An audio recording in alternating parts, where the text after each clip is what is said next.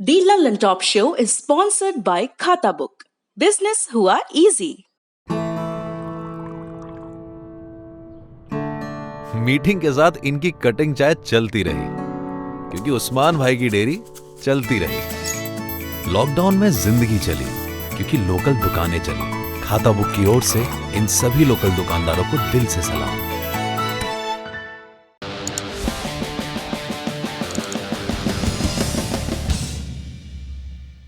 भारत में कोरोना संक्रमण के मामलों का आंकड़ा 30 लाख को पार कर गया है, अंग्रेजी में 3 मिलियन।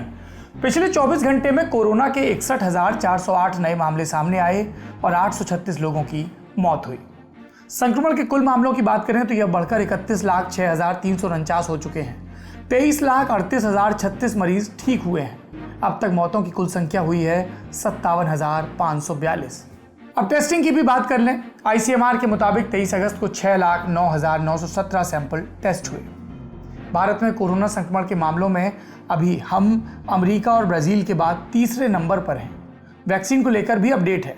इस दौड़ में आगे चल रही ऑक्सफोर्ड यूनिवर्सिटी की वैक्सीन के दूसरे फेज का ट्रायल भारत में अगले हफ्ते शुरू हो सकता है। आईसीएमआर के मुताबिक 3 से 4 ट्रायल वाली जगहों ने इसके लिए तैयारी दिखाई है। इंडियन एक्सप्रेस अखबार ने आईसीएमआर के वरिष्ठ अधिकारी के हवाले से बताया कि इन जगहों पर वैक्सीन की डोज इसी सोमवार या मंगलवार तक बांटी जा सकती है। आईसीएमआर का कहना है कि ट्रायल एक साथ उन जगहों पर हो सकते हैं जहां पहले से तैयारी है। और ये तैयारी कहां है? 14 ट्रायल साइट में 4 पुणे में हैं, 2 मुंबई में और बाकी देश के दूसरे शहरों में। दूसरी सुर्खी की तरफ बढ़ते हैं। ये राजस्थान से है। यहाँ बहुजन समाज पार्टी यानी बसपा के 6 विधायकों के कांग्रेस में विलय वाले मामले में राजस्थान हाईकोर्ट की सिंगल जज बेंच ने फैसला सुनाया है। हाईकोर्ट ने कहा कि विधानसभा के अध्यक्ष सीपी जोशी इस मामले में फैसला करें। कोर्ट ने 6 विधायकों और बीजेपी नेता मदन दिलावर की याचिका खारिज कर दी। इससे राजस्थान में कांग्रेस को एक और राहत मिली है। ये मामला क्या है? बसपा के टिकट पर चुनाव जीतकर आए इन 6 विधायकों ने 16 सितंबर 2019 को स्पीकर सीपी जोशी के सामने कांग्रेस में शामिल होने के लिए पत्र दिया था। स्पीकर ने यह पत्र स्वीकार कर 18 सितंबर 2019 को बसपा विधायकों के कांग्रेस में विलय को मंजूरी दी थी। इस विलय को बसपा और बीजेपी के विधायक मदन दिलावर ने असंवैधानिक बताते हुए हाईकोर्ट में चुनौती दी। अब हाईकोर्ट ने स्पीकर के फैसले की बात कही है। स्पीकर ने पहले भी इस विलय पर ऐतराज नहीं जताया था, अब भी जताएं इसकी कोई संभावना नहीं लगती। तीसरी सुर्खी में बात इस दौर के सबसे जरूरी मुद्दे रोजगार की। 11 जुलाई को प्रधानमंत्री नरेंद्र मोदी ने रोजगार को लेकर असीम यानी आत्मनिर्भर skilled employer mapping portal launch किया था। तो फिर क्या रहा पोर्टल का रिस्पॉन्स? 40 दिन में इसमें 69 लाख से ज्यादा लोगों ने रजिस्ट्रेशन करवाया। इनमें 1.49 लाख लोगों को रोजगार ऑफर किया गया और 7,700 लोगों को काम मिला।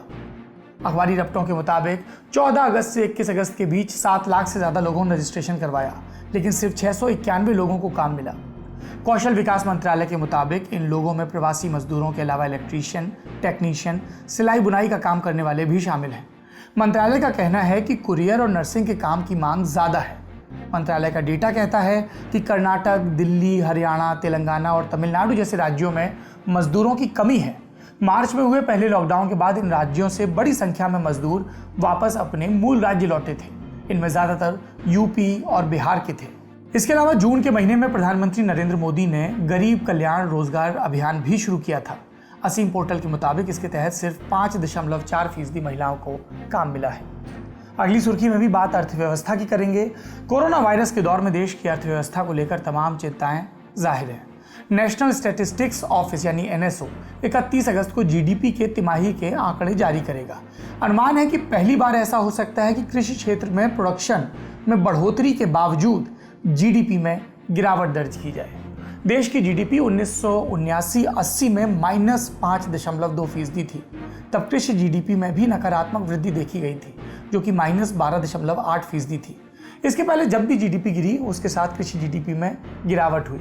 ये पहली दफा होगा कि कोरोना के चलते उद्योग धंधे ठप हैं और इस तरह के आंकड़े आ रहे हैं। कई इन्वेस्टमेंट बैंक और रेटिंग एजेंसी ने इस वित्तीय वर्ष यानी कि 2020-21 में अर्थव्यवस्था को लेकर आशंकाएं जताई हैं।